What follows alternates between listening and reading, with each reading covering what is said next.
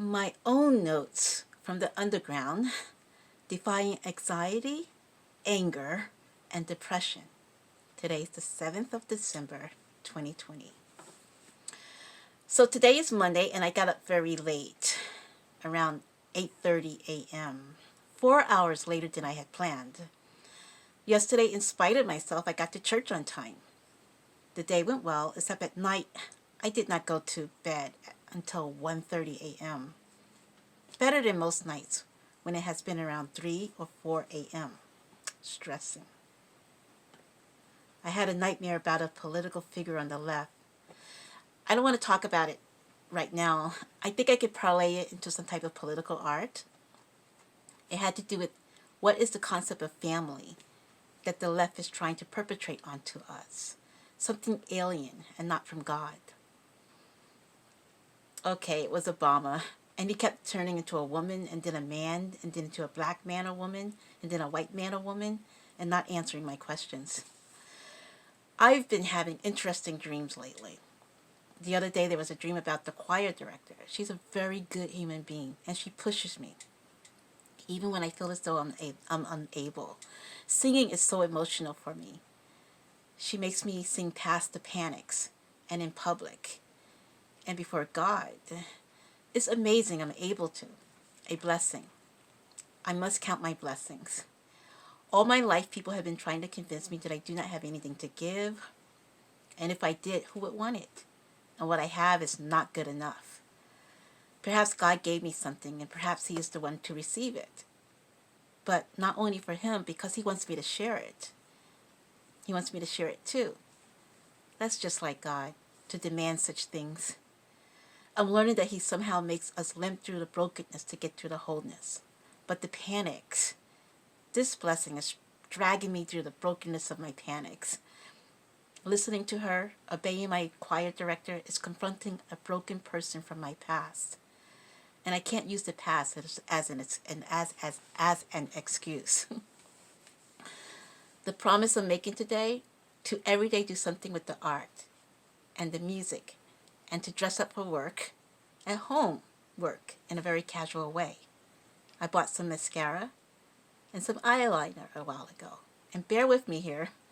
This is a Krista West Saint moment, an Eastern Orthodox woman. I will perhaps explain this in a future blog. So today, music. Today it is scales and the fretboard and a folk song and getting the classical guitar in tune. Preparing for Friday night songs from my childhood show on Instagram. I'm trying to think of something witty to share, like a hee-haw riddle, but a cleaner show, cleaner than that. See the Friday show on Instagram to see how well I practice, starting on the 25th of December, 2020. Yes, I do know that that's Western Christmas Day. And art.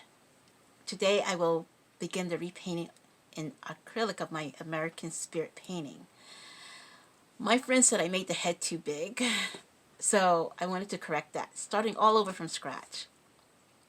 And then there was art. Last night, again, another art project. Well, I have lots of art projects going on. But last night, I prepped the press bed. I got rid of some scratches and putting some guidelines on a piece of acetate and taped it to the bed. So I'm reading to share, and I'm going to read to share. So every time I post onto here, which will be around 3 times a week or more, depending on how the day's going. Not how I feel, but how the day is going. Last night, reading to share. The reading that I'm going to share today is, I will read a few paragraphs from the book Time and Despondency, Regaining the Present and Faith in Life. A book about depression from an Orthodox Christian perspective. The author of this book her name is Nicole Rojas.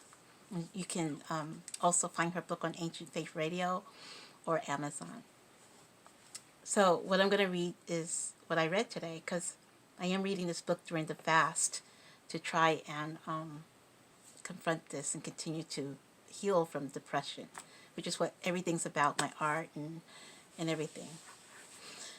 So from the book, And this is just the first paragraph that describes what despondency is from the 4th century, what this ascetic described it as. Restlessness, rumination, torpor, sloth, distractibility, disinterest, despair. These are the symptoms of a ruthless interior sickness whose spiritual ramifications were first described by Evagrius Ponticus, who died in the year 399, a humble ascetic father deep in the Nitrian desert of Egypt.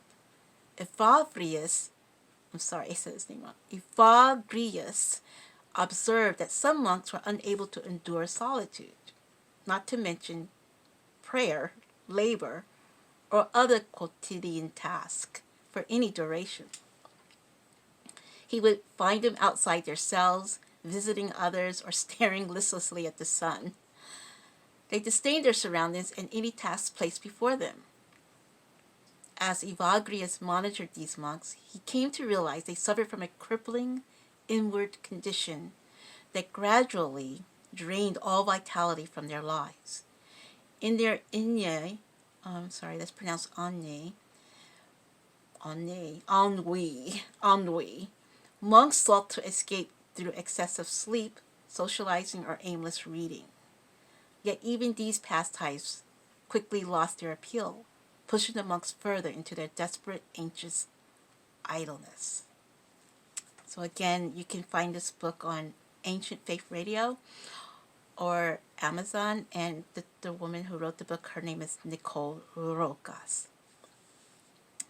And I just wanted to say that I'm doing this during our 40-day fast before Eastern Orthodox Christian Christmas, which is on the 7th of January.